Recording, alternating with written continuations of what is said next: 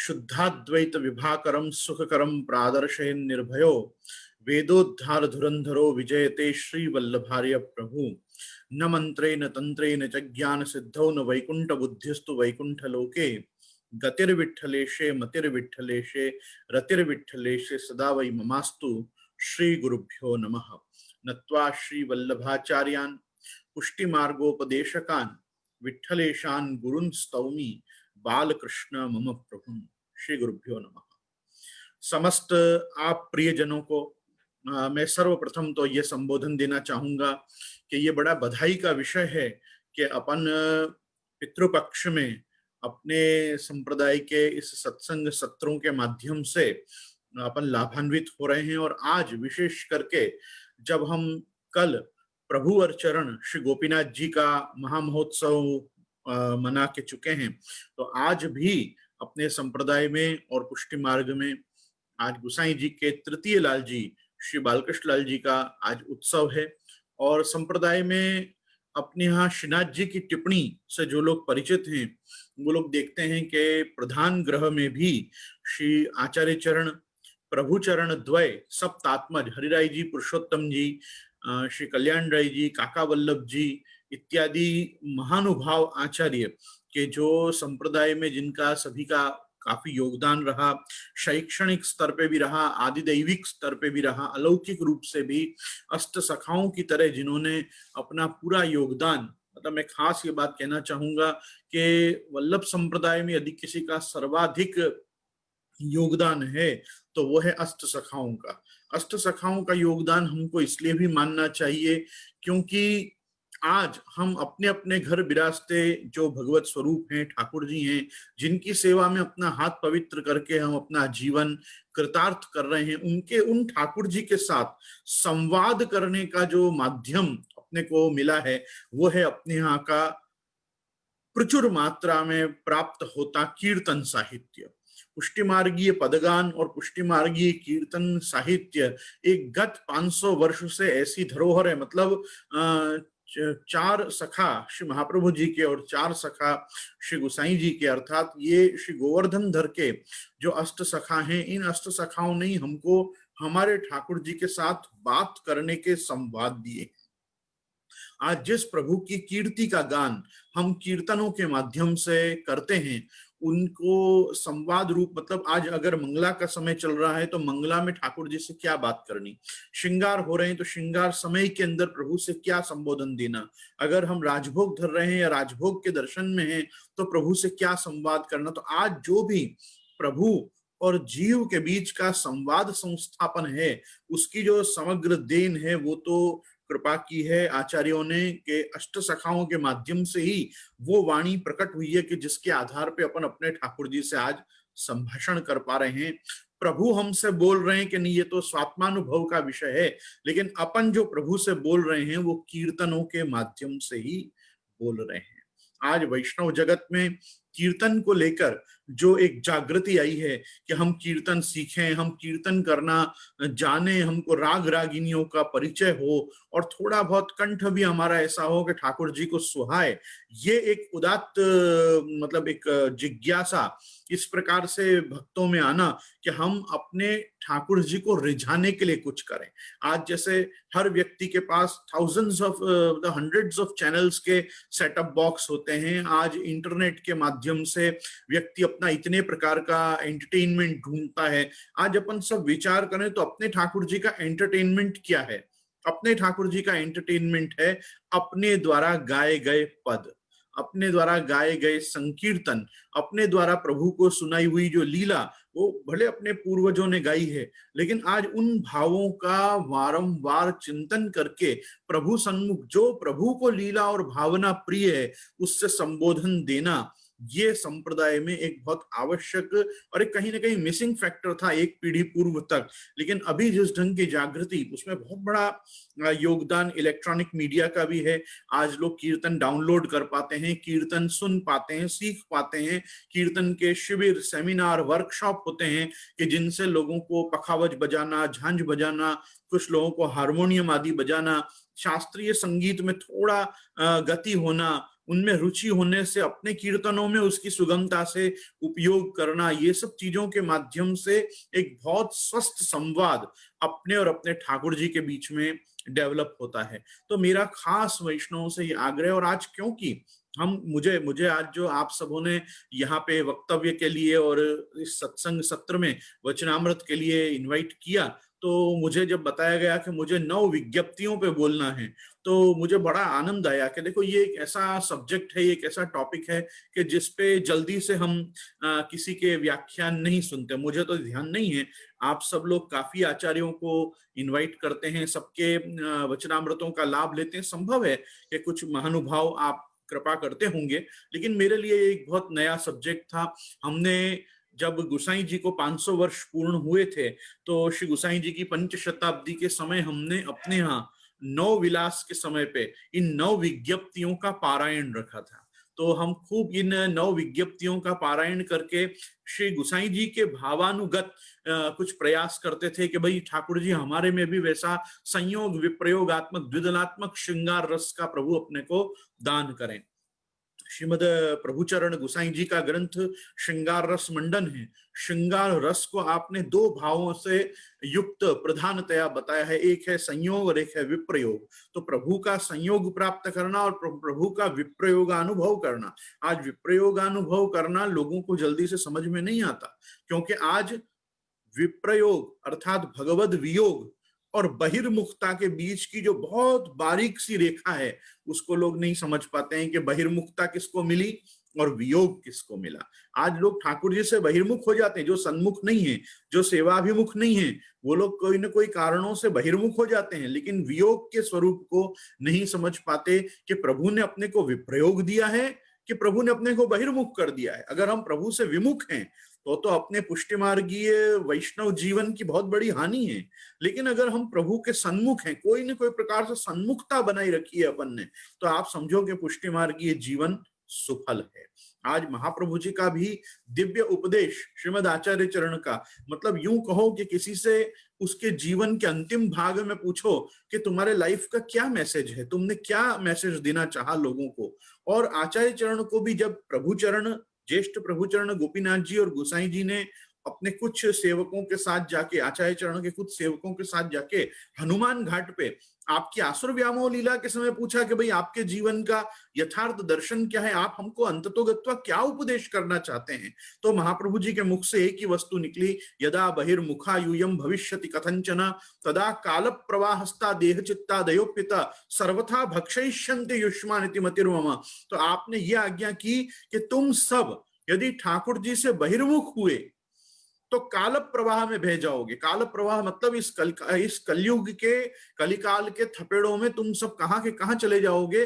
तुम भगवान मार्ग के, भक्ति मार्ग के, पुष्टि मार्ग के जीव होके भी यदि सन्मुखता प्रभु की नहीं साध पाए, बहिर्मुख हो गए, तो तुम्हारा सर्वथा भक्षयिष्यन्ते युष्मान, तुम्हारे देह, तुम्हारी चित्तवृत्ति, तुम्हारी विचारों को सबका ये काल भक्षण कर जाएगा। तो आज हम देख भी रहे हैं इस परिस्थिति को कि किन्हीं भी कारणों से, लौकिक, वैदिक, अलौकिक, किन्हीं भी कारणों से जो लोग अपने प्रभु के सन्मुख, सन्मुखता, पुष्टि पुरुषोत्तम के सन्मुख नहीं रह पाते, वो आज काल प्रवाह में बह ही चुके हैं। आज जैसे आप सब विदेश के लोग हैं, आप सब विदेश के लोग भी कितने आग्रही हैं, आप लोगों को सेवा का, सत्संग का, कीर्तन का, ये सब चीजों का कितना आग्रह है, परंपरा को जानने का, आचार्यों के वचनामृतों को श्रवण करने का। ये सब क्यों है? क्योंकि कहीं ना कहीं प्रभु ने ऐसी कृपा की है, महाप्रभु ने ऐसी कृपा की है आप सभी पे कि आपकी सन्मुखता बनी हुई है।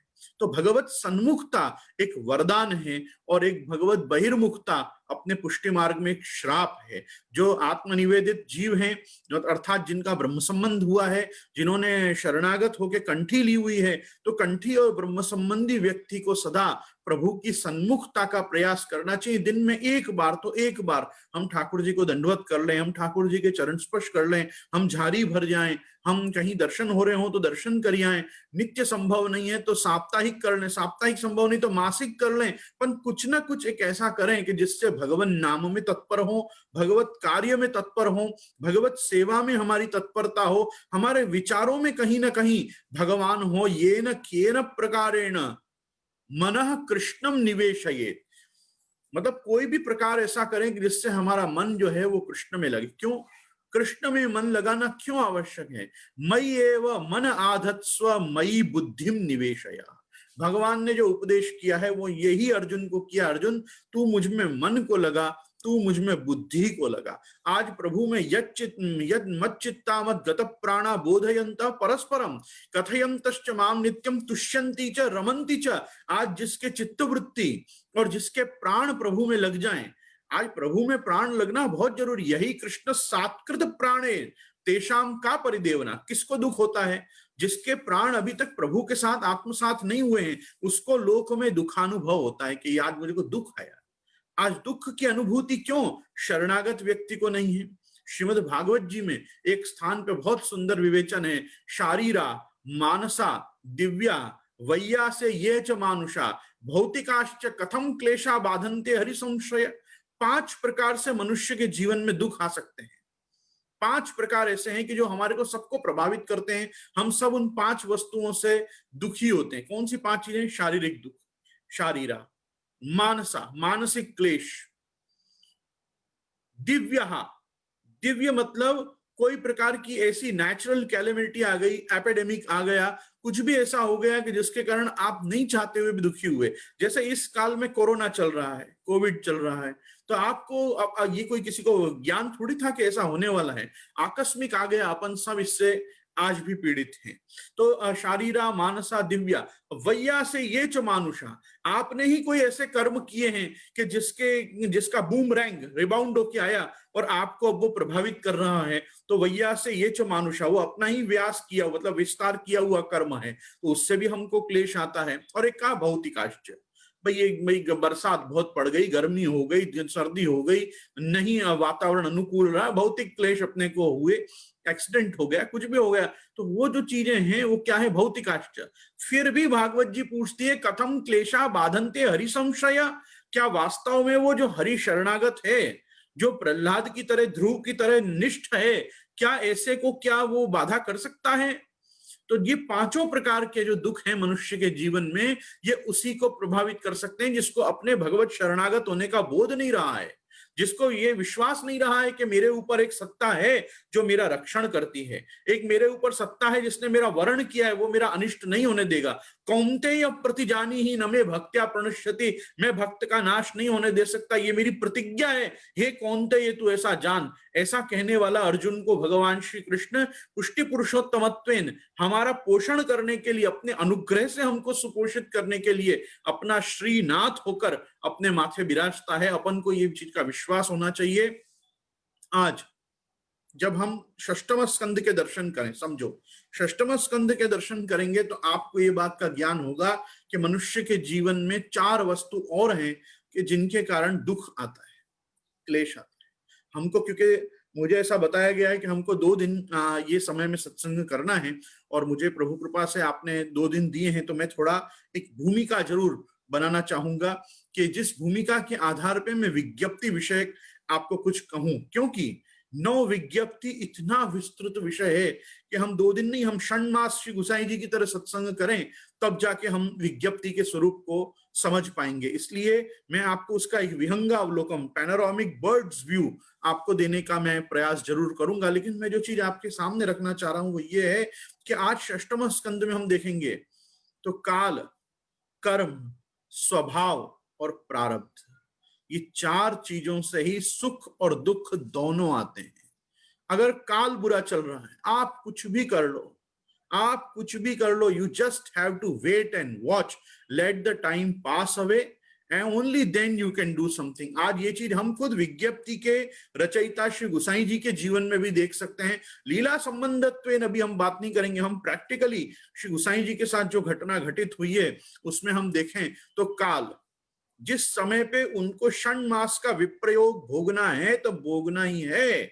आज अपन विचार करें एक बार, जो लोग यहाँ पे पुष्टि मार्ग में विशेष रूप से थोड़े ज्यादा सुसंस्कृत हैं, जो पुष्टि मार्गी इतिहास को जानते हैं और पुष्टि मार्गी इतिहास में जो ये बात को समझते हैं कि ये गुसाई जी और श्री कृष्णदास अधिकारी जी के बीच में क्यों हुई ये घटना, उनके ऊपर भी हम प्रकाश करेंगे। आज मैं खास वार्ता जी और भाव प्रकाश में इसकी पूर्व भूमिका, पूर्व पीठिका इस पूरे प्रकरण की लेके बैठा हूं।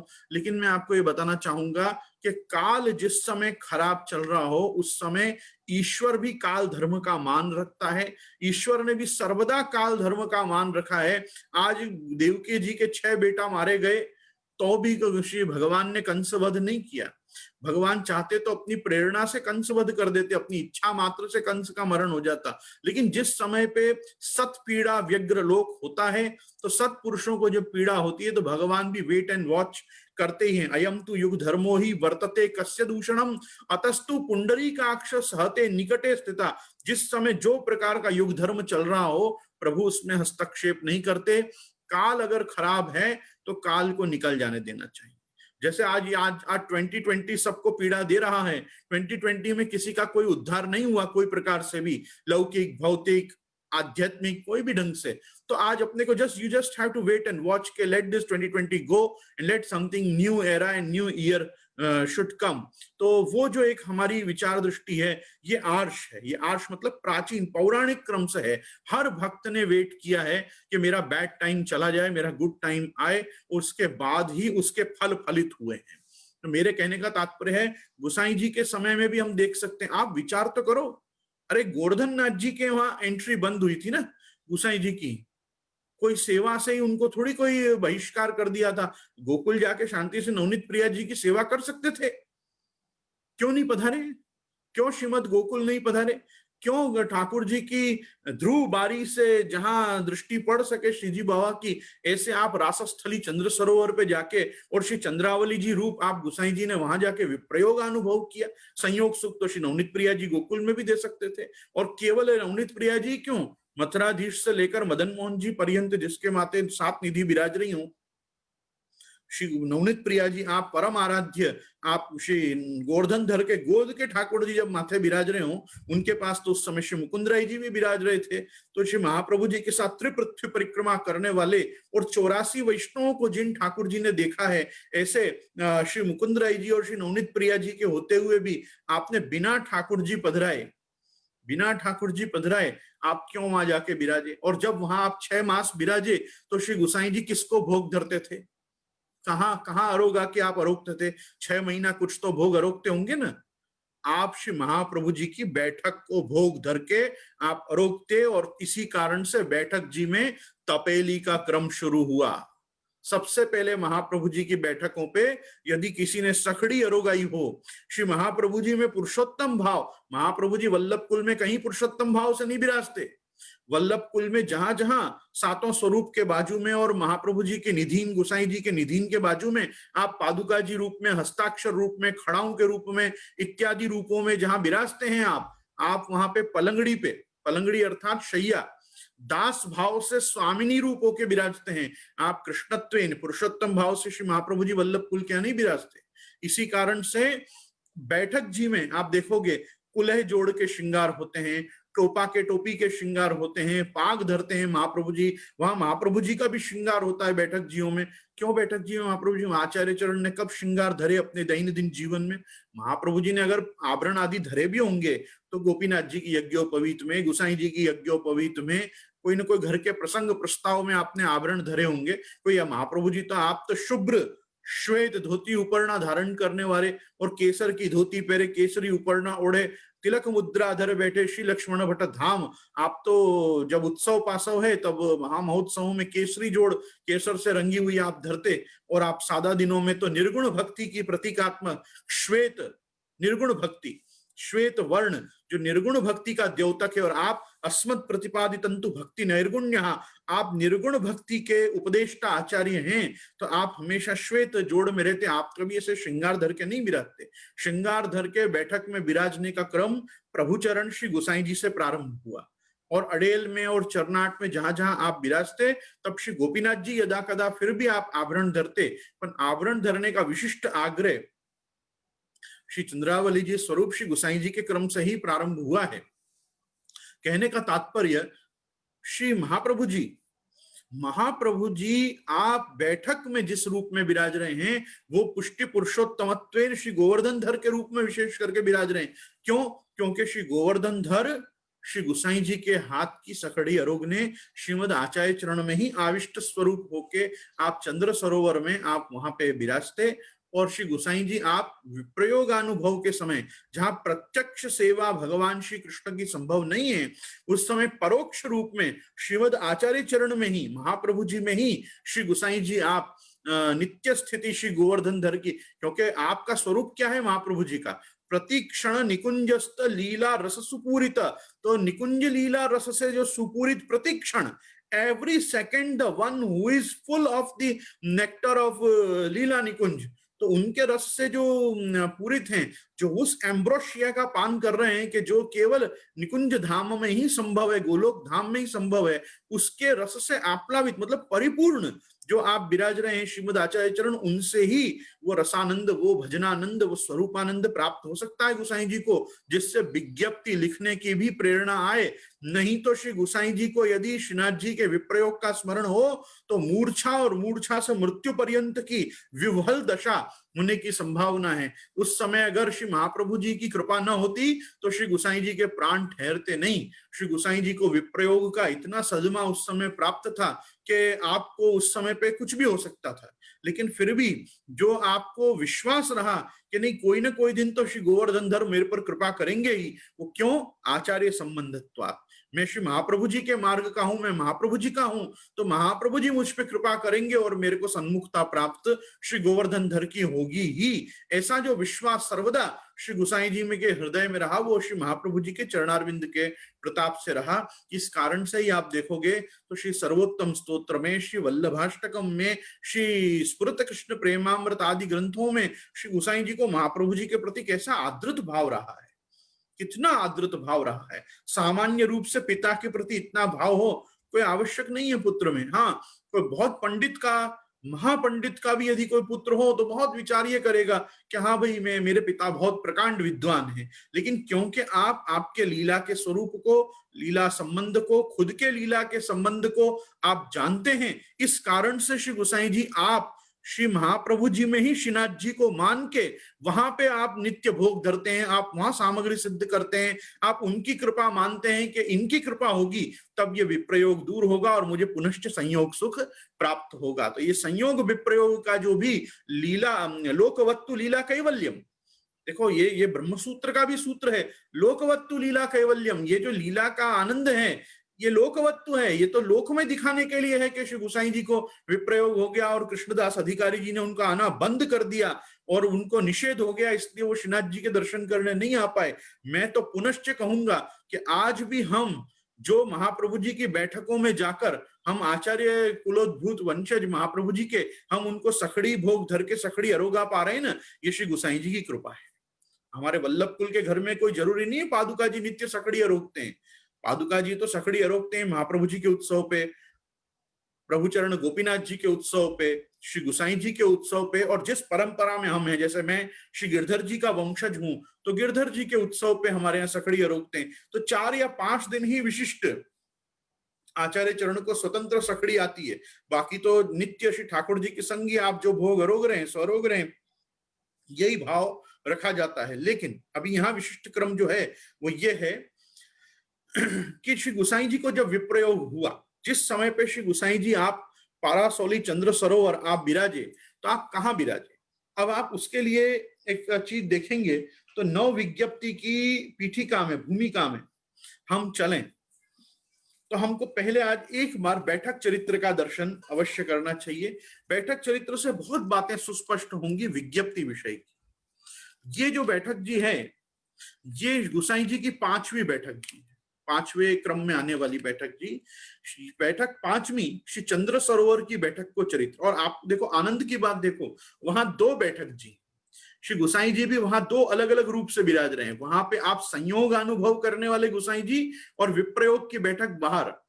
तो विप्रयोग की बैठक, जो लोग चंद्र सरोवर गए हैं उनको तो इसका बड़ा आनंद आएगा। आचार्य चरण की बैठक है, साथ में श्री गुसाई जी की बैठक है, पीछे श्री गोकुलनाथ जी की बैठक है, बाहर श्री गोसाई जी की विप्रयोग की बैठक है, बाजू में श्री दाऊ जी महाराज जो हमारे तिलकायत परंपरा में एक आचार्य हुए उनकी बैठक जी है, और सबसे पीछे वहां पे श्री सूरदास जी के लीला प्रवेश का स्थान है कि जहां से श्री सूरदास जी को द्वार, जहां से आप लीला को सूरदास जी प्राप्त हुए, वो अगर हम उसकी टोपोग्राफी देखें, ज्योग्राफिकली उसका एग्जिस्टेंस देखें, तो वहां भी श्री गोसाई जी आप दो रूप में विराज रहे हैं। एक अंदर बैठक आचार्य चरण के साथ की जो बैठक है उसको संयोग की बैठक कहा जाता है, और बाहर जो बैठक विराजती है उसको विप्रयोग की बैठक कहा जाता है। तो महागोसाई जी ने वहां अलग अलग बैठक जी क्यों करी, समझो। यहाँ पे श्री चंद्र सरोवर की बैठक को चरित्र, अब गोसाई जी चंद्र सरोवर में दो बैठक हैं। प्रथम बैठक महाप्रभु जी के पास आप विराज हैं ता हैं, और जब कृष्णदास अधिकारी ने श्रीनाथ जी के दर्शन बंद कीने, तब श्री गोसाई जी पारासौली में विराज के विप्रयोग रस को अनुभव किए। विप्रयोग भी रस है, और विप्रयोग का सुख मिले बिना संयोग के सुख का महत्व और उसकी महत्ता का ज्ञान मनुष्य को नहीं होता। अतः तथा शब्दात्मिका लीला निर्दुष्टा सा निरूप्यते बाह्यभ्यांतर भेदेन आंतरस्तु महाफलम। आंतर रमण और बाह्य रमण, आंतर फल और बाह्य फल, संयोग जो है वो बाह्य फल है, और विप्रयोग जो है वो अंतरात्मा को प्राप्त होने वाला फल है कि नित्य प्रिय का जो वियोग है उसका संस्मरण होता रहे, और उसको प्राप्त करने की प्रबलतम इच्छा व्यक्ति के हृदय में जब उद्भूत हो तो उसको कहते हैं कि उसको विप्रयोग हुआ। तो वियोग जो है वो क्या है? वियोग यही है कि अपने को मानस में तो नित्य स्थिति है, क्योंकि पीछे योग शब्द है ना, योग शब्द का अर्थ होता है जुड़े रहना। योग शब्द संस्कृत में बनता है युज धातु से, तो अगर कहीं भी योग आएगा तो जुड़ाव तो बना रहेगा, चाहे वो संयोग हो चाहे वो वियोग हो। विप्रयोग और वियोग एक ही चीज है, लेकिन वियोग शब्द को यदि हम देखोगे तो योग क्या हट जा रहा है? नहीं, योग नहीं हट रहा है, बना हुआ है। कहां बना हुआ है? मानस पटल पे। आत्मा के चक्षु में तो उस अपने प्रियतम के दर्शन नित्य निरंतर हो रहे हैं, उस अवस्था को कहा गया है योग। इसीलिए देखो महाप्रभु जी ने दोनों चीजें मांगी हैं, यच्च दुखम यशोदाया नंदादीनाम च गोकुले गोकुल गोपिकानाम तो यद दुखम तद दुखम स्यान मम क्वचित। वो दुख मुझे कब मिलेगा? निरोध लक्षण ग्रंथ में आचार्य चरण प्रारंभ में ही कह रहे हैं, यच्च दुखम यशोदाया नंदादीनाम च गोकुले गोपिकानाम तो यद दुखम तद दुखम स्यान मम क्वचित। भाई मेरे को वो दुख चाहिए। क्यों वो दुख चाहिए? क्योंकि जिस समय प्रभु ब्रज को अर्थात श्रीमद गोकुल और वृंदावन को आप छोड़ के और आप मथुरा जी की ओर पधारे, वो भी देखो लीला का नाट्य।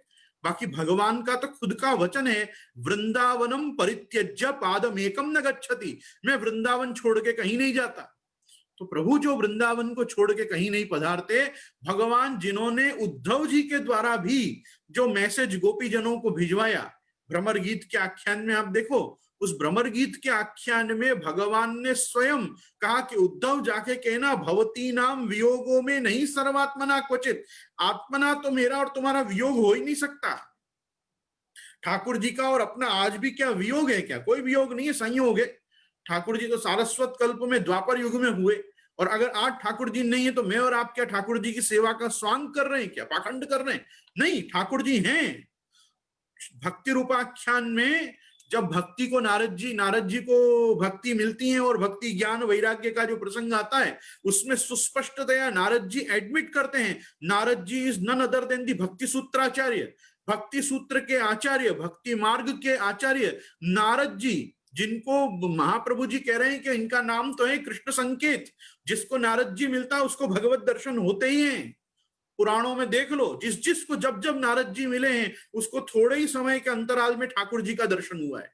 नारद जी का महात्म्य है। नारद जी जब भक्ति को मिलते हैं तो वो कहते हैं स कृष्णम का बिनोगता, तो क्यों ऐसा दुख करती है? जो कृष्ण ने तेरे को प्रकट किया है भक्ति, जो तू वृंदावन में आके इतनी तरुण हो गई, धन्यम वृंदावनम यत्र भक्ति तत्र रमंती ही, कि जहां भक्ति नृत्य करने लग गई, उस भक्ति को समझाते हुए सांत्वना देते हुए नारद जी कहते हैं सह कृष्णम क्वापि नोगता। आज इतने 5000 साल बाद भी, कलिकाल के आ जाने के बाद भी वो कृष्ण कहीं नहीं गए हैं, वो कृष्ण हमारे साथ हैं, तो वो कृष्ण जो कहीं नहीं गए हैं, तो वो अपने को नित्य संयोग सुख आज भी सेवा के माध्यम से प्रदान कर रहे हैं। प्रभु अपने नाम संकीर्तन के माध्यम से, प्रभु अपने यश और अपने गान के और लीला चरित्र गुणानुवाद के माध्यम से आज भी अपने को सुख दे रहे हैं। तो भगवान तो गोपीजनों को भी ये मैसेज दे रहे हैं कि भवती नाम वियोगो में नहीं सर्वात्मना क्वचित। अब अपना क्यों भगवान से वियोग नहीं हो सकता? एक बात समझो, ये वाक्य श्री महाप्रभु जी का है। ये महाप्रभु जी ने श्रीमद् भागवत जी के इस श्लोक को परिपूर्ण किया और व्यासाश्रम में, व्यास गुफा में श्री वेद व्यास जी ने एडमिट किया कि हाँ, मेरे कहे हुए श्लोक को आपने ही पूर्ण रूप से लिखा है। तो जिस श्लोक को पूर्ण रूप से श्री महाप्रभु जी ने ही लिखा है वो श्लोक ये है, भवती नाम वियोगो में नहीं सर्वात्मना क्वचित, आत्मत्वात् भक्तवश्यत्वात् सत्यवाक्त्वात् स्वभावतः।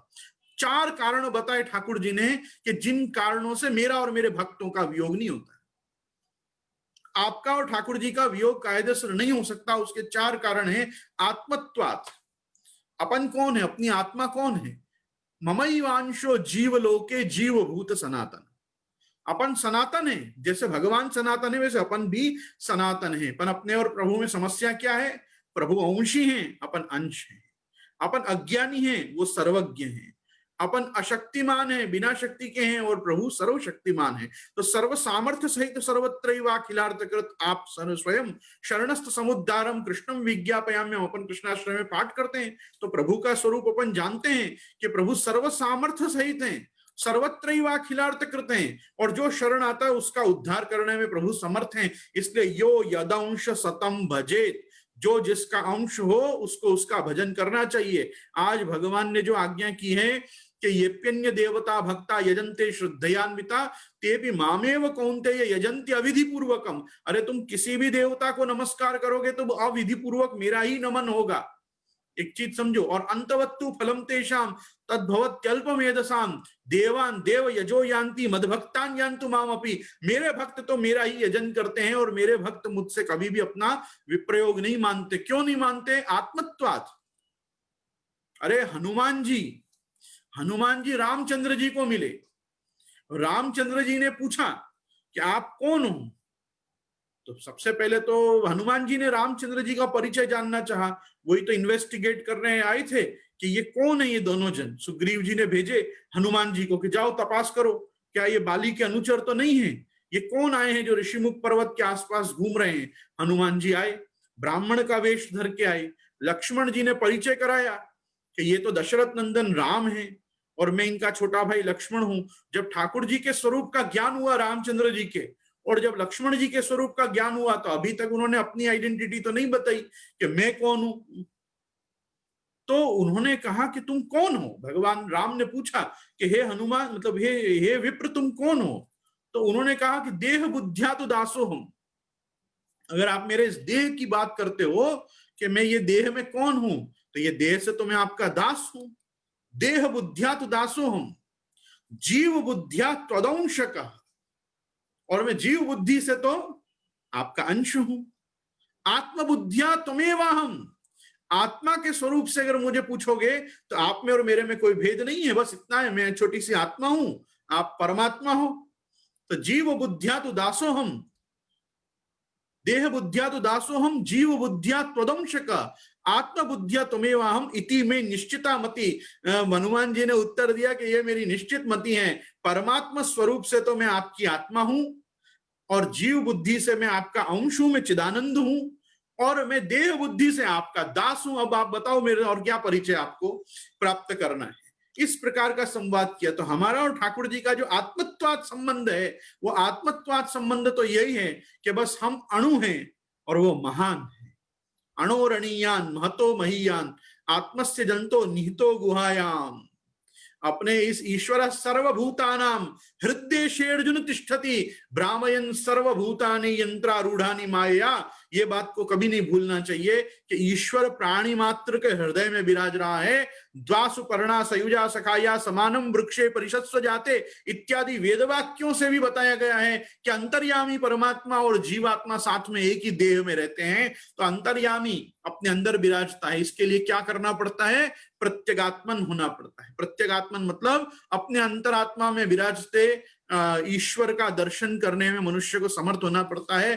परांची खानी वितरण स्वयंभू तस्मात् पराग पश्यति नांतरात्मन कश्चित धीरा प्रत्यगात्मान ऐक्षत आवृत्त चक्षु अमृतत्व इच्छन। जैसे श्री सूरदास जी कहते हैं ना कि जहां श्री सहस्र सहित हरि क्रीड़त शोभित सूरज दास, अब न सुहाय विषय रस छिल्लर वा समुद्र की आस। तो वा समुद्र की आस अपेक्षित है अपने को, कि अपने को प्रभु का दर्शन हो, प्रभु का नित्य संग हो, प्रभु की सेवा मिले, प्रभु का नामस्मरण अपने द्वारा हो, प्रभु के कार्य में हम कहीं ना कहीं सहभागी और सद्भागी बने। क्योंकि आत्मत्वात् अपनी आत्मा प्रभु से जुड़ी हुई है। और आत्मनिवेदित जीव का तो, अरे आत्मनिवेदित जीव का तो सब कुछ ही प्रभु का है।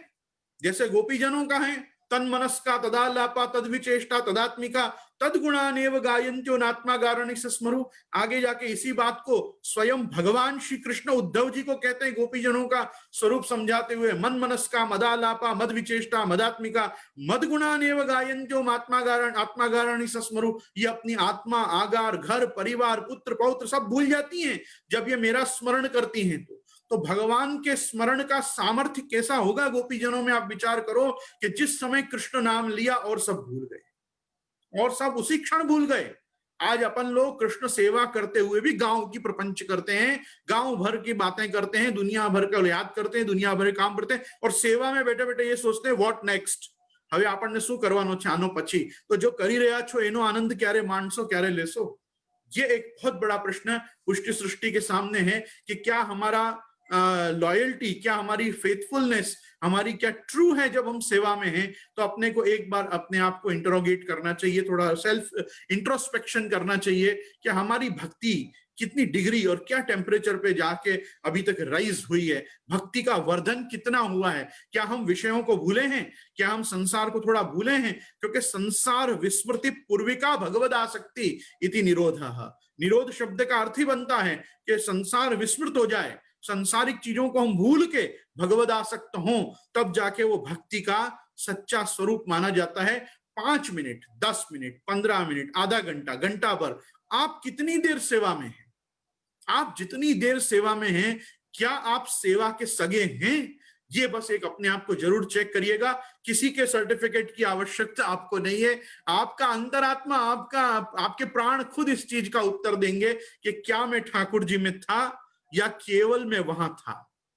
अपन ठाकुर जी में थे कि हम ठाकुर जी की सेवा में बस थे, इसका डिफरेंस अपने को खुद चेक करना है। इसके लिए किसी को पूछने की जरूरत नहीं है।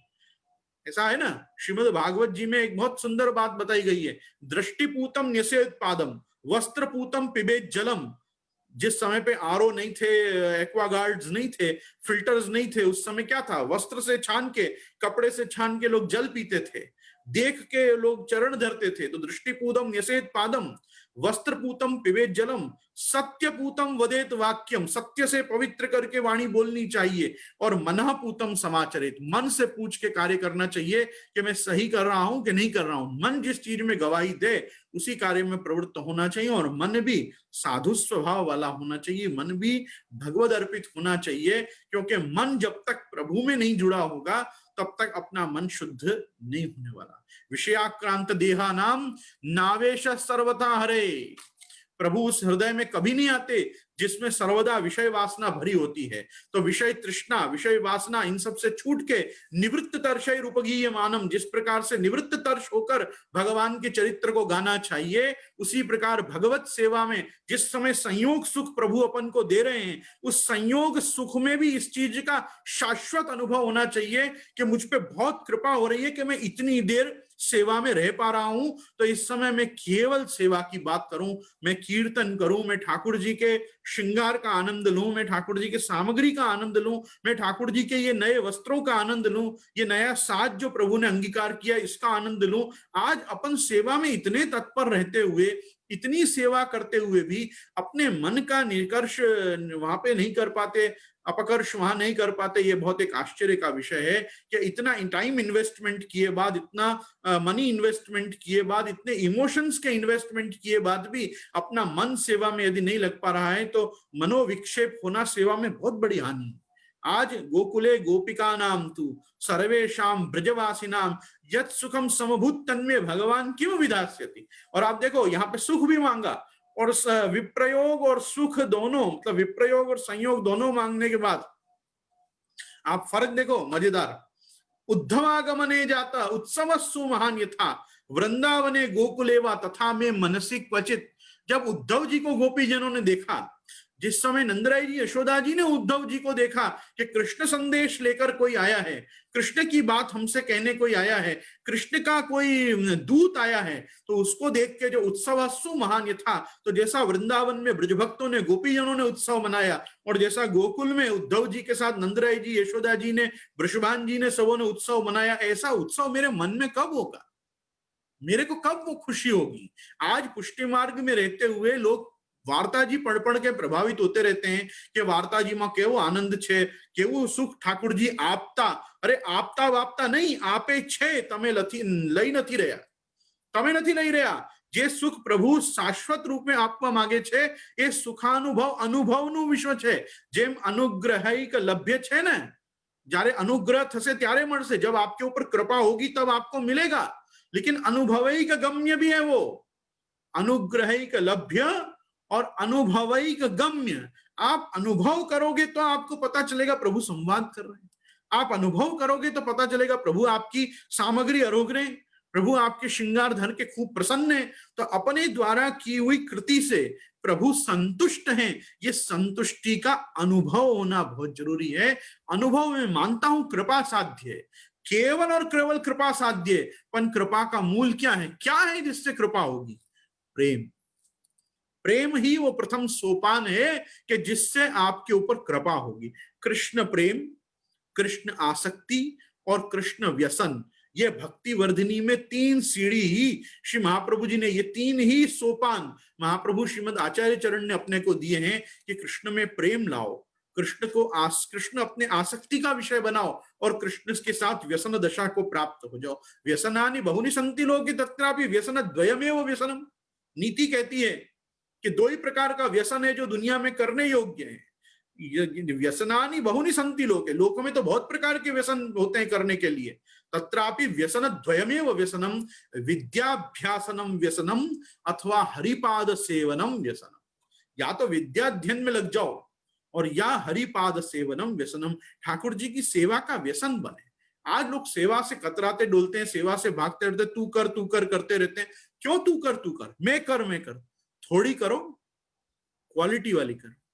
आपका जिसमें पूरा मन लगे, आपकी देह लगे, आपकी आत्मा का कहीं और ध्यान जाए नहीं। आपको जितनी देर आप झाड़ी भरो, भोग धरो, चरण स्पर्श करो, ठाकुर जी के सन्मुख रहो, उतनी देर आप सिर्फ वो कार्य में हो। बस अपने मन से ये पूछो कि मेरी स्थिति श्री महाप्रभु जी, श्री यमुना जी, आप ऐसी करो कि स्वभाव विजयो भवेत वदति वल्लभ श्री हरे। मैं महाप्रभु जी से यही प्रार्थना कर रहा हूं कि बस आपका मन ठाकुर जी में लगे और अपन अपने अपने स्वभाव पे विजय प्राप्त करें। काम क्रोध लोभ अपने को बाधित ना करें। और काम क्रोध लोभ तो ठीक है, त्रिविधम नरकस्येदम द्वारम नाश में आत्मना कामम क्रोधम च लोभम च तस्माद् एतत् त्रयम त्यजेत। उसका तो त्याग करना ही है, भगवान ने गीता जी में कहा ही है। लेकिन सबसे बड़ी वस्तु का जो त्याग करना है वो है दम्भ। आज समाज पाखंडी बहुत है, समाज को बहुत ज्यादा प्रिटेंड करने की आदत पड़ी हुई है। अपन जो नहीं है वो अपन को बताते हैं। मैं जितना गुरु नहीं होऊंगा उतना गुरु बनूंगा, आप जितने शिष्य नहीं होगे उतने शिष्य बनोगे। ये जो एक अपन प्रिटेंड करने का एक रिलेशन अपने में आ गया है ना, ये एक बिहेवियरल डिफेक्ट है कि जो एक वैष्णव में टेंडेंसी नहीं होनी चाहिए। महाप्रभु जी आज्ञा करते हैं वैष्णवत्वम ही सहजम। जो अपन है वो अपन अपने आप को बताएं तो अपन एक बहुत अच्छे वैष्णव हैं। अपन अपने आप को एक अच्छा वैष्णव बताएं तो अपन एक बहुत खराब इंसान है। अपन को एक अच्छा इंसान होना जरूरी है, क्योंकि भक्त का प्रथम लक्षण ही ये है कि वो सद मनुष्य हो, सद मानव हो, सन्मार्ग पे चले और वो सहज हो, जैसा है सहज हो। आज अपन को वैष्णव बनना नहीं, अपन वैष्णव हैं। अपने को वैष्णव बनने की आवश्यकता नहीं है, वैष्णव अपन है। वैष्णवत्व अपने में लाना जरूरी है। वैष्णवत्व आएगा तो अपने आप ही जो विद्या विनय संपन्ने ब्रह्मणे गवि हस्तिनी शुनि चैव स्वपाके च पंडिता समदर्शिना। शुनि चैव स्वपाके च पंडिता समदर्शिना। भगवान कहते हैं समत्वम योग उच्यते। जब सबको एक प्रकार से देखने लग जाओगे तब समझना तुम योगस्थ हो गए। योग कर्मसु कौशलम। अच्छे ढंग से कर्म करोगे तो समझो तुम योगी हो गए। आज अपन तो भक्ति योग में हैं, समः सर्वेषु भूतेषु हैं अपन तो अपने को भी समभाव रखना चाहिए, सबके प्रति सहज भाव रखना चाहिए, हर व्यक्ति के प्रति आत्मीय भाव में मानना चाहिए, ये भी वैष्णव है। अरे अपनी संस्कृति में तो वैष्णवा वही वनस्पतया, अपन तो वेजिटेशन को, फ्लोरा एंड फोना को भी वैष्णव मानते हैं। अपन रात्रि को सूर्यास्त के बाद फल फूल तोड़ते नहीं, अपन तुलसी जी को हार्म करते नहीं, अपन अपने घर में ऑल टाइम ऑक्सीजन गिविंग एक ट्री का संस्थापन करते हैं, तुलसी जी। आज अपन लोगों के जितना ज्यादा गुड ह्यूमन बीइंग कौन होगा? We don't hurt anybody, we don't go to anybody to harm, we are happy with ourselves. तो जो अपने आप पे खुश है, आत्मन्यैवात्मना तुष्टः स्थित प्रज्ञस्तदोच्यते, भगवान आज्ञा करते हैं प्रजहाति यदा कामान सर्वान पार्थ मनोगतान आत्मन्यैवात्मना तुष्टः स्थित प्रज्ञस्तदोच्यते। तो स्थित प्रज्ञ हो जा। स्थित प्रज्ञ क्या है? अपनी प्रज्ञा में ही स्थित हो जाना। तो अपनी प्रज्ञा में ही स्थित हो जाना मतलब अपने को जो ज्ञान है, अपने को जो पता है, उसमें अपन आनंद माने। आज अपन सबका धर्म मार्ग में चलने का लक्ष्य क्या है? सुख का अनुभव, आनंद की प्राप्ति, रस की उपलब्धि। तो रसोपलब्धि, आनंदानुभव और गुणगाने सुखावाप्ति गोविंदस्य प्रजायते। गुणगान क्यों करते हैं? ताकि हमको गोविंद सुख प्रदान करें। कौन ऐसा है जो दुखी होने के लिए धर्म मार्ग में आता है? अरे अपने में से कोई नहीं है जिसको दुख चाहिए और वो दुख के लिए भगवान मार्ग में आया है, सेवा में आया है। सेवा दुख रूप है, छोड़ दो। अगर सेवा में दुख होता है, कोई कारण से क्लेश होता है, आप सेवा छोड़ दो, नाम में तत्पर हो जाओ। महाप्रभु जी के ग्रंथों का स्वारस्य ही है, आनंद ही है कि महाप्रभु जी ने दोनों मार्ग बताए हैं। आत्मनिवेदन भक्ति का मार्ग, सेवा मार्ग भी बताया है, और महाप्रभु जी ने सर्वोपरि बात नाम संकीर्तन का मार्ग भी पृथक शरण मार्गोपदेष्टा होकर भी आपने सुस्पष्टतया बताया है। तो मेरा आपसे एक ही अनुरोध है कि कुछ भी करके इस प्रकार से अपने जीवन को बनाएं कि जिससे आपको धर्म मार्ग आनंद दे, धर्म मार्ग से आनंदोपलब्धि आपको हो, पुष्टि मार्ग से आपको सुख मिले, आनंद मिले। तो पुष्टि मार्ग आपके काम का। पुष्टि मार्ग में आके यदि हमारे को कोई भी प्रकार का क्लेश हो रहा है, देखो बहिर्मुखता से जन्य दुर्भाग्य तो बहुत अभिशाप है, ये तो मैं पहले ही कह चुका। लेकिन विप्रयोग जन्य, वियोग जन्य सुखानुभूति यदि अपन को हो रही है, वियोग जन्य सुखानुभूति यदि हमको हो रही है, तो वो कहीं ना कहीं हमको भविष्य में आनंद लाभ कराएगा ही। इस चीज का ही कुछ द्योतन अपने को इस पूरे प्रकरण में श्री गोसाई जी के देखने को मिलेगा। यहाँ पे आप बता रहे हैं, आज्ञा कर रहे हैं, मेरे को तो बहुत विषय आपके साथ डिस्कस करने ही है और मैं करता ही चला जाऊंगा मेरे ढंग से। अभी अपन एक बार इस चरित्र को पूरा करें। तो यहाँ आज्ञा कर रहे हैं कि जिस समय तब श्रीनाथ जी तब बंद कीने, तब श्री गोसाई जी पारासौली में विराज के विप्रयोग रस को अनुभव किए। तब श्रीनाथ जी निज मंदिर में एक छोटी सी बारी है, तामे सुश्री गुसाई जी को दर्शन देते। बाकी कृष्णदास को खबर पड़ी, तब वाने वो बारी हु बंद कराई दीनी। तब गुसाई जी ने विज्ञप्ति लिखी के पठावते, सो श्रीनाथ जी बांच के रामदास को देते, और श्रीनाथ जी हु पत्र लिखी के रामदास को देते। सो रामदास वा पत्र श्री गुसाई जी को देते। सो पत्र गुसाई जी बांची के फिर पानी में घोरी के अरोग जाते, पी जाते। ऐसे 6 महीना ताई आपने विप्रयोग रस का अनुभव किया है। यह चरित्र आपने चंद्र सरोवर की बैठक में प्रकट कियो। इति श्री चंद्र सरोवर की विप्रयोग की बैठक को चरित्र संपूर्ण। कहवे को तात्पर्य, कहने का मेरा तात्पर्य यह है कि ये पूरी घटना में हम श्री गोसाई जी के चरित्र में देख सकते हैं कि श्री गोसाई जी ने भगवत प्रदत्त वियोग, भगवत प्रदत्त विप्रयोग का लीला संबंधत्वेन प्राप्त हुआ चंद्रावली जी को जो वियोग है, उसका अतिक्रमण करके, उसका उल्लंघन करके श्री गोकुल जाके बैठकर और शांति से नवनीत प्रिया जी की सेवा करके ये नहीं कहा कि श्रीनाथ जी अगर मुझसे बहिर्मुख हैं तो क्या हुआ, नवनीत प्रिया जी तो मेरे को आनंद दे रहे हैं ना। आज जैसे संप्रदाय में बहुत सारे लोग ऐसा कहने लग गए हैं कि આપણા ઠાકોરજી શ્રીનાથજી છે, આપણા ઠાકોરજી શ્રીનાથજી છે, આપણે શ્રીનાથજી જઈને શું કરવું અને શ્રીનાથજીનો પ્રસાદ શું કામ લેવું, આ બધું તો દેવ દ્રવ્ય છે ને દેવલક છે। मैं उनको यही प्रश्न पूछना चाहता हूं कि ये जो ब्रह्म ज्ञान आज नई सृष्टि को हो गया है संप्रदाय में कि ठाकुर जी श्रीनाथ जी छे तमारा, तो ये बात श्री गोसाई जी को क्यों नहीं समझ में आई?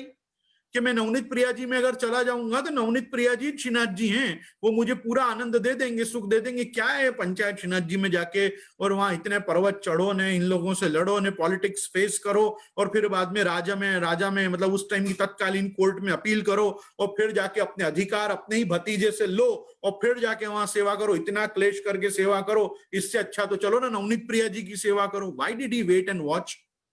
Why did he didn't go to Shrimad Gokul? वो क्यों वहां पे पारासोली गए, क्यों रासस्थली ही गए? क्योंकि रासस्थली एक ऐसी जगह है कि जहां भगवान ने अंतर ध्यान होके सबको विप्रयोग भी दिया और तासा महावीर शौरी स्मयमान्य मुखाम्बुज पीताम्बर भी साक्षात मन्मथ मन्मथ होके भगवान ने संयोग महाराज का सुख भी दिया। तो जहां प्रभु ने अगर मुझे वियोग दिया है तो प्रभु मुझे संयोग भी देंगे। तो ये स्थान का ये प्रभाव है कि यहाँ स्वयं साक्षात विप्रयोगानल मूर्तिमान श्री महाप्रभु जी आप विराज रहे हैं। महाप्रभु जी के चरणारविंद में रहूंगा तो मुझ पे श्री गोवर्धन धर प्रसन्न होंगे और गोवर्धन धर कृपा करके दर्शन देंगे। और याद रखना, अगर गोवर्धन धर रुष्ट हैं, श्रीनाथ जी अपने से कुपित हैं और श्रीनाथ जी अपने से रूठे हुए हैं ना, तो नवनीत प्रिया जी भी अपना मुंह नहीं देखेंगे। अर्थात अगर श्रीनाथ जी से तुम बहिर्मुख हुए तो तुम्हारे घर विराजते ठाकुर जी भी तुम्हारी सेवा नहीं स्वीकारेंगे, क्योंकि तुम्हारे ठाकुर जी तो श्रीनाथ जी हैं और श्रीनाथ जी तो तुम्हारे ठाकुर जी हैं। ये अभेद है ना, ये अभेद मत भूलो, ये भेद बुद्धि मत करो। ये भेद बुद्धि बहुत खराब है वैष्णवों में कि श्रीनाथ जी तो श्रीनाथ जी छे ने आपड़ा ठाकुर जी छे। नहीं, आपड़ा ठाकुर जी श्रीनाथ जी छे અને श्रीनाथ जी तो श्रीनाथ जी छे। ये भावना ही पुष्टि मार्ग की प्रधान भावना है। इसीलिए श्रीनाथ जी के दर्शन का आग्रह रखना चाहिए, श्रीनाथ जी के प्रसाद का आग्रह रखना चाहिए और श्रीनाथ जी जाने का, माथा टेकने का आग्रह रखना चाहिए कि जो श्रीनाथ जी 360 दिन मेरे घर में विराज के मेरे ठाकुर जी के रूप में मेरी सेवा ले रहे हैं, मैं उन श्रीनाथ जी को भी दंडवत करने जाऊं। ये श्री गोसाई जी के चरित्र से हमको सीखने को मिलता है। ये श्री गोसाई जी ने अपने विप्रयोग के 6 मास के अनुभव में हमको सीख दी कि ठाकुर जी बदल बदल के किसी का उद्धार नहीं हुआ कि वो ठाकुर जी नहीं मिला तो दूसरा ठाकुर जी ले लिया। अगर एक ठाकुर जी मेरे से नाराज हैं तो सब ठाकुर जी मुझसे नाराज होंगे, क्योंकि रास के अनंत कृष्णों में कोई भेद नहीं है। कोई रास में कहने वाली गोपी कह सकती है कि मेन कृष्ण कौन सा है?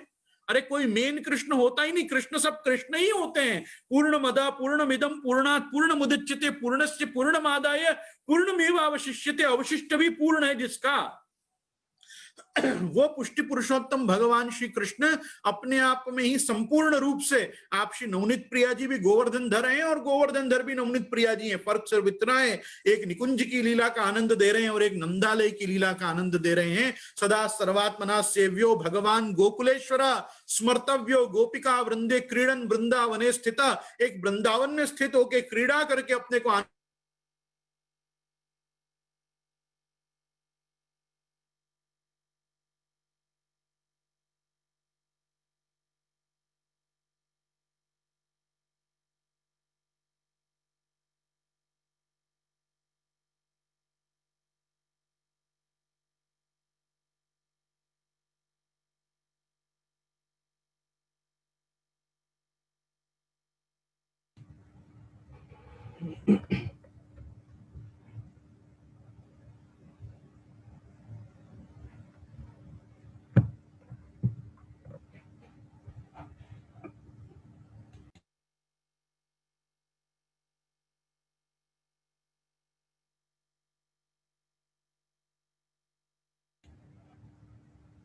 વૈષ્ણવો જેનું કનેક્શન જતું રહ્યું છે તો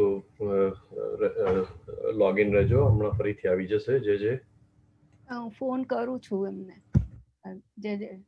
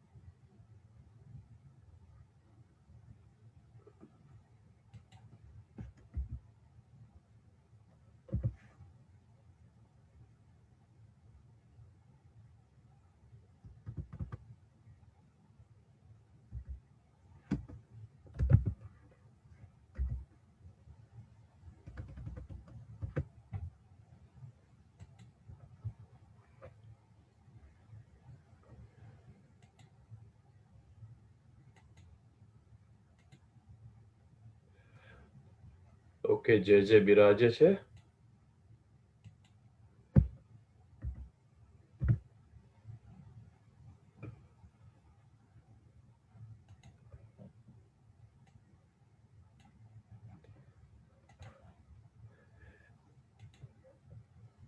જે આપ શ્રી કન્ટિન્યુ કરી શકો છો. हाँ हूँ करी શકું છું but ladies and gentlemen, I'm extremely sorry, I had some internet issues from here, and because of the heavy rains here, I don't have a stable internet connection right now, but I would like to conclude my subject for today's meeting, so please allow me for 5 minutes more. Hello. જે આપ શ્રી હજુ 11 o'clock આપના સુધી છો, હજુ half અવર છે આપ શ્રીના. Okay જે अच्छा, હા okay, 9 thank you to very 10 much. હા 9 to 10 Nine- 9 to 10:30 या जे बहुत बहुत बहुत धन्यवाद, आप नहीं, सभी ने मुझे पुनश्च एक बार मौका दिया. मैं सिर्फ आपको ये चीज कहना चाह रहा था कि हमारे चरित्र नायक आज हमको जो नव विज्ञप्ति विषयक चरित्र मिला है संवाद करने को, सहज रूप से इस इतिहास के पक्ष को जानने के लिए इसको मैं यहाँ से उठाना चाहूंगा कि आपने वर्षों से परंपरा सुना होगा कि लोग रामायण का श्रवण करते हैं, भागवत जी का श्रवण करते हैं. आज बहुत वर्षों से परंपरा नहीं रही है, लेकिन पहले लोग महाभारत का भी श्रवण करते थे, महाभारत शास्त्र को भी लोग सुनते थे. आपको मैं उसका एक दृष्टांत देना चाहूंगा. 84 वैष्णव की वार्ता में पद्मनाभ दास की वार्ता, श्री पद्मनाभ दास जी की वार्ता में 84 वैष्णव में यह सुस्पष्टतया बताया गया है कि जिस समय श्री महाप्रभु जी पद्मनाभ दास जी को मना कर देते हैं कि तुम श्रीमद् भागवत की वृत्ति मत करो, तब वो एक राजा के पास जाते हैं और राजा से बोलते हैं कि मैं तो को भगवत शास्त्र सुनाऊंगा. तो राजा उनसे विनती करता है कि आप भागवत जी सुनाओ. तो राजा को पद्मनाभ दास जी कहते हैं कि नहीं राजा, मेरे गुरु ने मुझको भागवत जी की वृत्ति करवे को निषेध किया है, तो मैं तो को भागवत जी नहीं सुनाऊंगा, मैं तो को महाभारत सुनाऊंगा.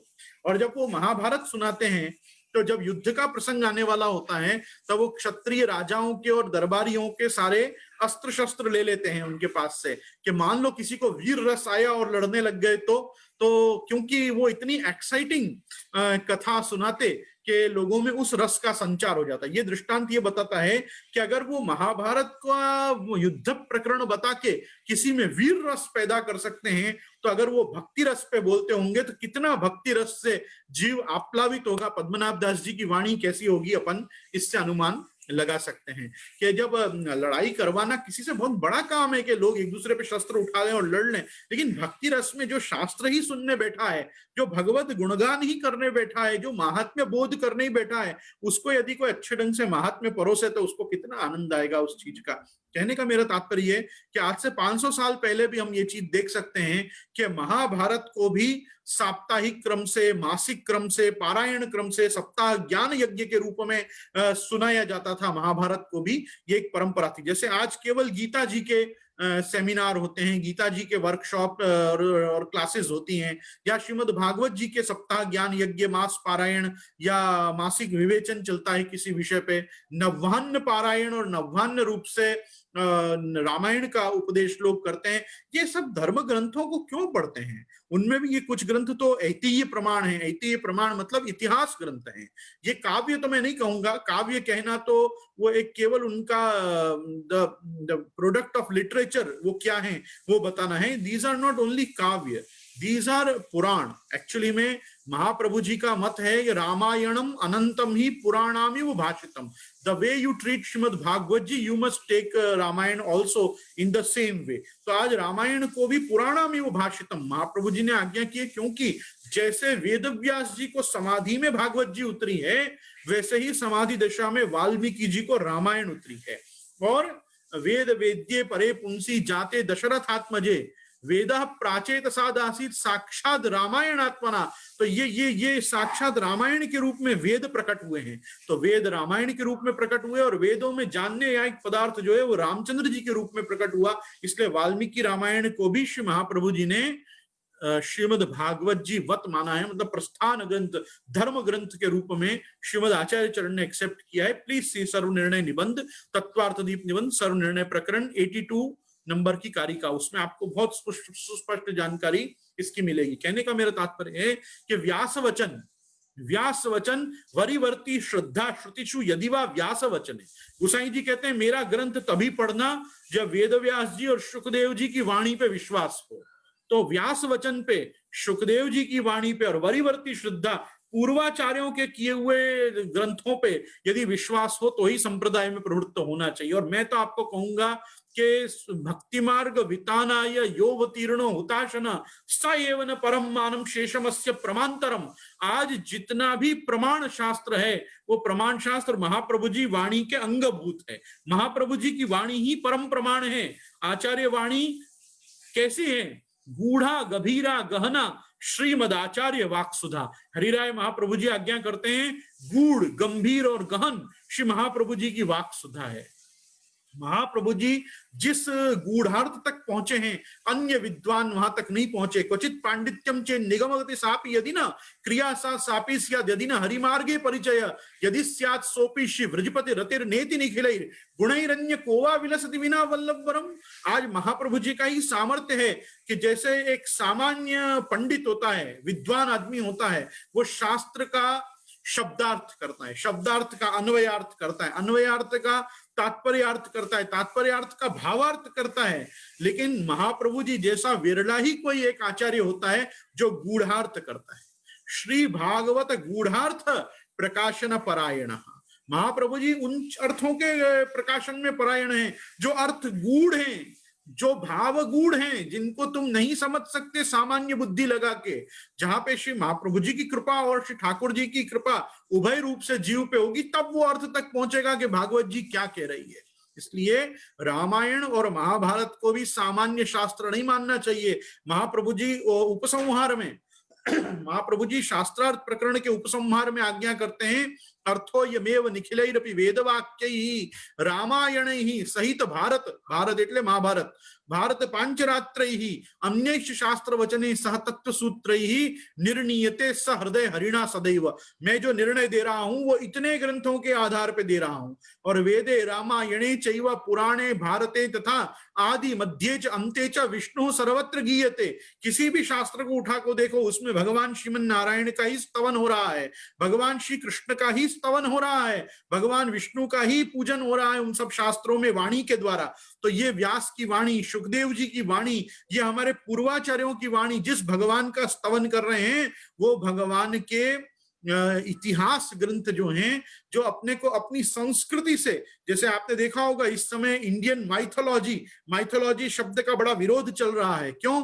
This is not only a myth, it is not only a belief, they are true facts, they are incidents occurred in the olden times. तो किसी एक पौराणिक एरा में वो घटनाएं घटी हैं, इसलिए वो ऐतिह्य प्रमाण है। और जो चीज मैं बताना चाह रहा हूं वो ये है, चाहे वो 84 वैष्णव वार्ता हो, 252 वैष्णव वार्ता हो, जिनमें से हमको ये रहस्य प्राप्त होते हैं हमारे संप्रदाय के, हमारे संप्रदाय का भी जो इतिहास है। मेरे वचनामृतों को जो वैष्णव बारंबार सुनते हैं उनको ये याद होगा कि मैंने हमेशा कहा है कि 84 वैष्णव वार्ता जो है वो वल्लभ पुराण है, और जो 252 वैष्णव वार्ता है वो विठ्ठल पुराण है, वो गुसाई जी का पुराण है। तो वल्लभ पुराण एंड विठ्ठल पुराण इज 84 वैष्णव वार्ता एंड 252 वैष्णव वार्ता। बिकॉज जैसे श्रीमद भागवत पुराण है, भागवत पुराण का विशिष्टता क्या है भाई? वेदव्यास जी ने तो 17 पुराण और भी लिखे। He wrote more 17 treaties of Puranas. तो जब 17 पुराण लिखे बाद भी क्यों अपने आस्त सखाओं ने कहा भाग 17 सुन 18 पंच ही कुमार।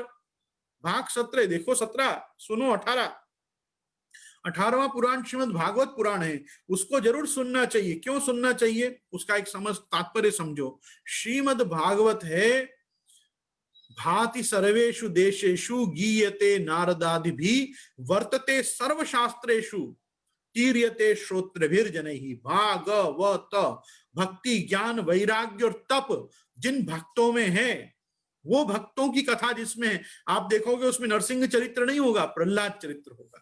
उसमें वामन जी का चरित्र नहीं होगा, बलि राजा का चरित्र होगा। उसमें भगवान श्री हरि की कथा नहीं होगी, ध्रुव जी की कथा होगी। उसमें भगवान के नारायण रूप का विवेचन नहीं होगा, उसमें गजेंद्रोपाख्यान होगा। तो जहां भक्तों का ही नाम प्रधान रूप से लिया गया है, भक्तों के चरित्र से भगवान के स्वरूप को बताया गया है, भक्त महात्म्य से प्रभु के महात्म्य को बताया गया है, वो भागवत है। जहां भक्त से भगवान के स्वरूप का बोध हो रहा है, वो भागवत है। तो अपने यहाँ भी महाप्रभु जी के स्वरूप का बोध, गोसाई जी के स्वरूप का बोध व्यक्ति को, वैष्णव को कैसे हो रहा है? 84 वैष्णव का चरित्र पढ़ोगे तो महाप्रभु जी का स्वरूप समझ में आएगा। 252 वैष्णव की वार्ता पढ़ोगे तो श्री गोसाई जी की कृपा का स्वरूप समझ में आएगा। एक पतित पावन है तो बेटा महापतित पावन है। एक ने केवल निर्गुण भक्तों का उद्धार किया तो एक ने सात्विक, राजस, तामस सबका उद्धार किया। उन्होंने दैवी जीवों का उद्धार किया तो इन्होंने आसुरी जीवों का, हतित पतित का भी उद्धार किया। कहने का मेरा तात्पर्य यह है कि आज ये वल्लभ पुराण, विठल पुराण ही हैं जो हमारी संस्कृति को, हमारी सभ्यता को, हमारी 500 साल के गौरवशाली इस पुष्टि परंपरा की दिव्य धरोहर को हम तक पहुंचा रही हैं। इसलिए कहा गया धर्मार्थ काम मोक्षाणाम उपदेश समन्वितम पूर्ववृत्तम कथा युक्तम इतिहासम प्रचक्षते। धर्म, अर्थ, काम और मोक्ष, ये चतुर्वर्ग मतलब चतुर्विध पुरुषार्थों को जो सिद्ध करा सके, पूर्ववृत्तम पहले घटा हुआ हो, और कथा युक्तम एक स्टोरी के रूप में हमारे सामने इस स्टोरी को दिया गया हो। हिस्टरी, हिस्टोरी में भी होता ना हिस्टोरी, तो हिस्टोरी मतलब ये किसी की कथा है, it is a true incident. तो ये जो एक ट्रू इंसिडेंट है, इट इज नॉट एक्सीडेंटली कभी हो गया और ऐसा घट गया, एवरीथिंग इज प्लान्ड। तो जो हमारे सृष्टि क्रम में भगवान ने लीला सृष्टि में जो प्लान किया, लीला सृष्टि जिस ढंग से चली, लीला सृष्टि को जिस आइडियोलॉजी, जिस फिलॉसफी पे बेस करके श्री महाप्रभु जी, श्री गोसाई जी ने समाज के आगे रखा, उसका जो इतिहास प्रकट होता है वो इतिहास 84 वैष्णव में प्रकट होता है। वो केवल भाव वृद्धि की स्टोरी नहीं है कि हम उनको सुने और हमारा ठाकुर जी में भाव बढ़ जाए, वो एक वास्तविक सत्य है। और आप एक चीज मानना, पुष्टि परंपरा, सनातन धर्म और विशेष करके वैष्णविज्म ये कभी चरम सत्य में बिलीव नहीं करता। We don't have the ultimate truth, we have truth ultimately. तो वी गो फॉर सत्यम परम धीमहि। अपने यहां परम सत्य होता है, चरम सत्य नहीं होता। There is not a final truth, lastly कोई अल्टीमेट ट्रुथ नहीं होता। Truth is the ultimatum of everything. तो हम क्योंकि सत्य के साथ हैं, सत्यमेव जयते नानृतम, सत्यस्य पंथा विततो देवयानः, तेना वयम ऋषयो याप्त कामाः। उपनिषद भी कहता है सत्यमेव जयते नानृतम, झूठ की कभी विजय नहीं होती, सत्य की जय होती है। क्यों सत्य की जय होती है? क्योंकि तेना वयम ऋषयो याप्त कामा, सत्यस्य पंथा विततो देवयानः, प्रभु की ओर जाने का मार्ग, देवयान जो है वो सत्य का ही मार्ग है। और सत्य के साथ चलना ही पुष्टि मार्गी का प्रथम लक्षण है। पुष्टि मार्गी नहीं, सनातन धर्म में कोई भी हो, उसको पहला अनुशासन वाक्य ही वेद ने कहा है, सत्यम वद धर्मं चर। पहले सत्य बोलो, फिर धर्म का आचरण करो। आज समाज जो है सत्य बोलना भूल गया है, सत्य सुनना भूल गया है। सत्य बोलता ही लोगों को क्रोध आ जाता है, ये नहीं होना चाहिए। सत्य को सुनने का सामर्थ्य होना चाहिए और अक्रोध रहना चाहिए। धृति क्षमा दमोस्तेयम शौच इंद्रिय निग्रह धीर विद्या सत्यम क्रोधो दशकम धर्म लक्षणम। धर्म के 10 लक्षण में अक्रोध भी बहुत बड़ी वस्तु है। कुपित नहीं होना चाहिए, कोई कारण से भी वैष्णव को खाली खोटा गुस्सा नहीं होना चाहिए। आज यस्मान्नो द्विजते लोको लोकान्नो द्विजते च यः हर्षामर्ष भयोद्वेगैर यो मुक्तः सच मे प्रियः। महाप्रभु जी कहते हैं ना, चित्तोद्वेगम विधायापि हरिर्यद्यत् करिष्यति। उद्विग्न चित्त मनुष्य का हो रहा है, कोई प्रकार से भी उद्विलित हो रहा है। अगर आप समझो कि गोसाई जी उद्विग्न चित्त हो जाते, उद्विलित होते, तो क्या उनको विप्रयोग के रसानुभव होते? क्या उनको श्री जी बारी में से दर्शन देते?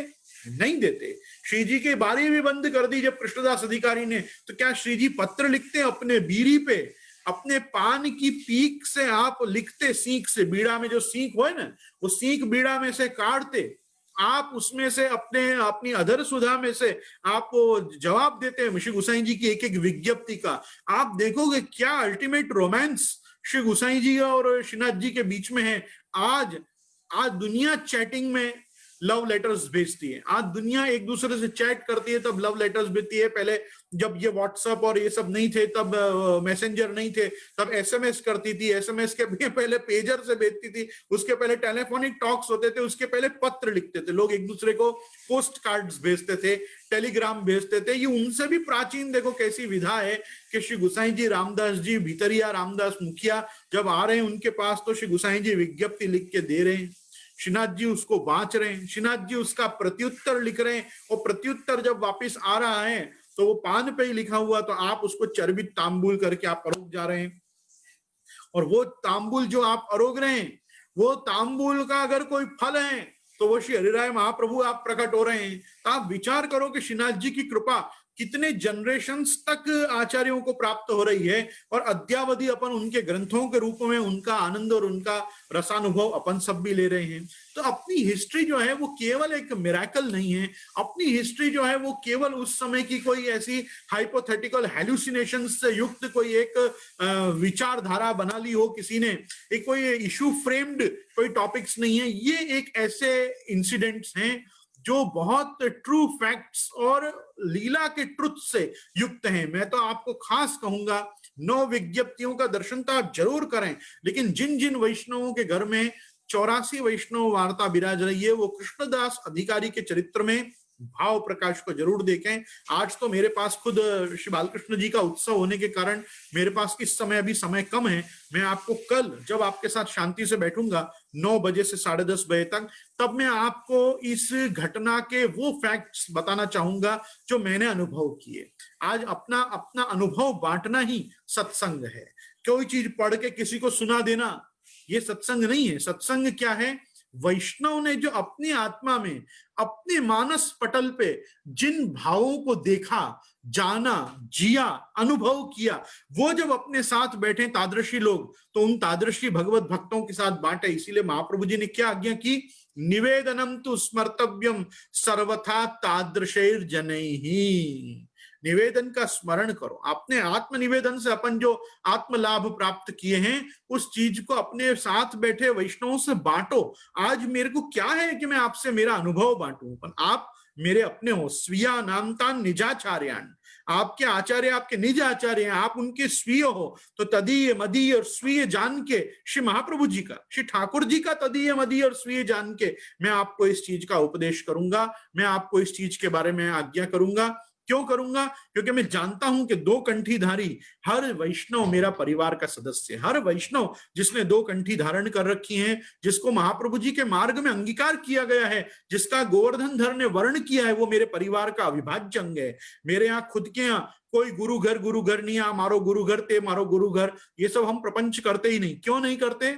क्योंकि हम कोई गुरु हैं ही नहीं। श्री कृष्ण ज्ञान दो गुरु श्री महाप्रभु जी ही हैं। हम सब गुरु द्वार हैं। हमारे द्वारा आप श्रीमद आचार्य चरण तक पहुंचते हो, हमारे द्वारा आप श्री यमुना जी की कृपा का भाजन बनते हो। कहत गोविंद यमुने की जा पर कृपा, सोही श्री वल्लभ कुल शरण आवे। यमुना जी की कृपा के दायरे में आने के कारण आप वल्लभ कुल की शरण आए हो। तो श्री यमुना जी ने आप पे कृपा की है, श्रीमद आचार्य चरण ने आप पे कृपा की है, और अपन यही विज्ञप्ति तो श्री ठाकुर जी से कर रहे हैं। तवाष्टकम इदम मुदा पठति सूर सूते सदा, समस्त दुरितक्षयो भवति वै मुकुंदे रति, तया सकल सिद्धयो मुररि पुष्ट संतुष्यति।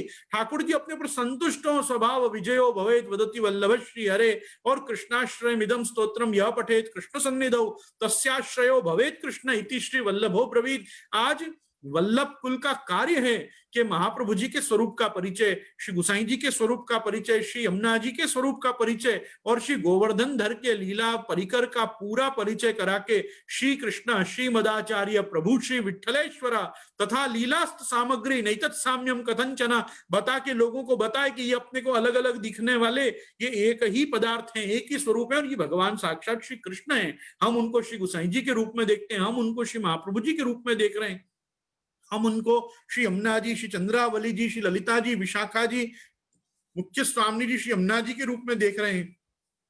ये समस्त यूथ, ये यूथाधिपति, ये श्रुति रूपा, ये ऋषि रूपा, ये अन्य पूर्वा, ये अनन्य पूर्वा, ये अंतर्ग्रह गता, ये क्या है? ये भगवान के ही एको हम बहुश्याम प्रजायेय स एकाकी न रमते द्वितीय मैच्छा तदय हेतावानास, ये उन्हीं उपनिषद बृहदारण्यक और छांदोग्य की श्रुतियों का विस्तार है कि आज अपने को ये सब रूपों में गोपीजन प्राप्त हो रहे हैं। आज अपन लीला सृष्टि को देख रहे हैं, लीला संबंध को जान रहे हैं। पुष्टि मार्ग सबके समझ में नहीं आ सकता, पुष्टि मार्ग उन्हीं की समझ में आएगा जिनका वास्तव में लीला संबंध है। इसीलिए कहा अपन सब दैवी जीव हैं। तस्मात् जीवा पुष्टि मार्गे भिन्ना एवं न संशय भगवत रूप सेवार्थम तत्सृष्टिर्नान्यता भवेत्। तुम्हारी सृष्टि ही प्रभु ने अपनी सेवा कराने के लिए की है। तुम सेवा मार्ग के जीव हो, सेवा मार्गाधिकारी हो। अगर सेवा में अगर दृढ़ता नहीं है, सेवा में तत्परता नहीं है, तो नामस्मरण भी व्यर्थ है, सत्संग भी व्यर्थ है। क्यों? क्योंकि इन सबका फल तो प्रभु के चरणारविंद का सेवन ही तो है। सत्संग करके क्या लाभ मिलने वाला? भगवान नाम लेके क्या लाभ मिलने वाला? इन सबों से हमारी गति, मति और रति प्रभु में बने और प्रभु अपने से सेवा अंगीकार करें, अपने को सेवा का सुख देके अपने हाथ पवित्र और जीवन कृतार्थ करें, अपन को सर्वदा सनात करें, अपने माथा पे सर्वदा भगवत चरणाकृति चिन्ह हो, अपने गले में हमेशा भगवत प्रिया कचित तुलसी कल्याणी गोविंद चरण प्रिय ऐसी तुलसी जी अपने गले में विराजे, अपने हृदय पे विराजे और अपने को भगवत भाव में तत्पर करें। बस इसी शुभाशीर्वाद के साथ मैं आज मेरे यहाँ पे वक्तव्य को विराम देना चाहूंगा और मैं आप सभी से आश्रय के पद की प्रार्थना, मेरे आपके आगे अगर और सत्संग का क्रम हो तो एटलीस्ट मेरे भाग का मैं आश्रय का पद यहाँ पे करना चाहूंगा। आज श्री प्रभुचरण के तृतीय लाल जी, श्री बालकृष्ण जी का उत्सव होने से मैं आज थोड़ा जल्दी आपसे विदा लेना चाहूंगा, लेकिन कल हम 9 to 10:30 इस पूरी विज्ञप्ति के एक पूरी पूर्व पीठिका को सविस्तार डिस्कस करेंगे। ऐसे आश्वासन के साथ मैं आप सभी से आश्रय के पद की कामना करता हूं।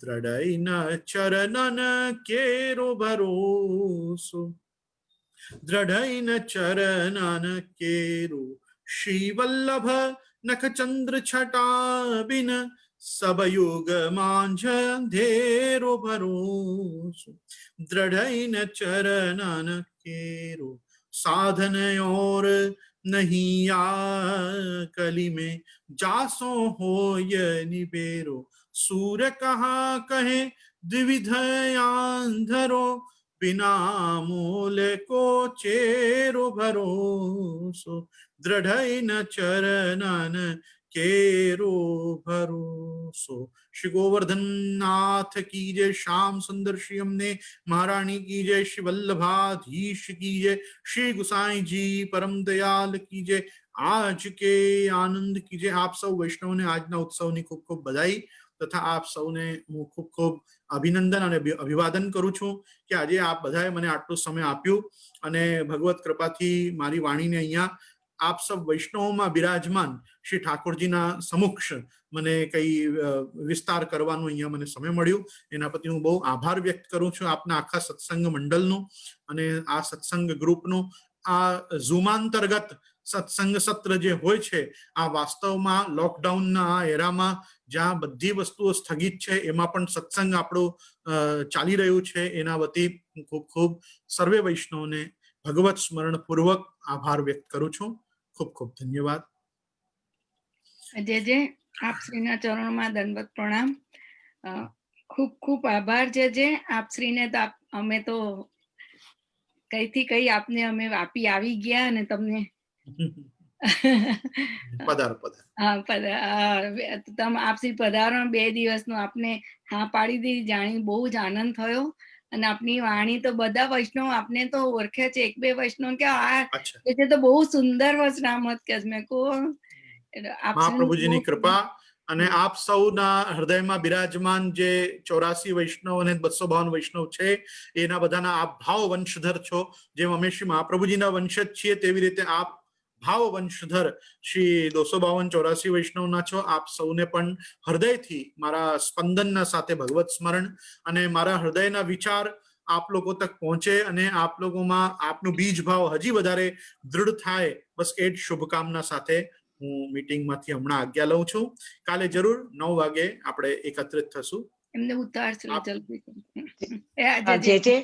જે જે આજે શ્રીજી મંદિર ના બોર્ડ તરફથી અને ટ્રસ્ટી અચ્છા. ટ્રસ્ટીગણ અને મંદિર શ્રીજી મંદિરના મેનેજમેન્ટ બોર્ડ તરફથી આપને ખૂબ ખૂબ દંડવત પ્રણામ ને રેખા હા. તરફથી આપના ચરણોમાં કોટી કોટી દંડવત એમને પ્રણામ. જવું ખૂબ કરે. ખૂબ આનંદ આવ્યો ને કાલની वी विल बी आपके कल कल आपकी राह देख रहे होंगे.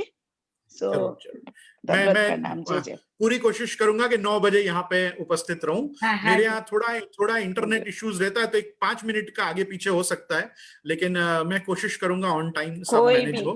कोई हाँ. भी तक नहीं. नहीं, जय जय। Thank you. हाँ, जय जय. बस आपकी नमस्कार. हम राह देख रहे हैं. हाँ, जय जय. Thank you. नमस्कार. વૈષ્ણવો line is open if you wanna. Okay, જય જય બિરાજી ગયા છે. જય જય પધારી ગયા છે વૈષ્ણવો. જય જય દંડવત પ્રણામ. આપના ચરણોમાં કોટી કોટી દંડવત પ્રણામ. જય જય. જય જય વૈષ્ણવો જય જય બિરાજી ગયા છે. પુષ્પાબેન વિવેકાનંદ દુધે જય પુષ્પાબેન. શિવલ સર્વેશ જય શ્રી કૃષ્ણ. જે બોલાવવાની છે હા, પ્લીઝ ગો હેડ.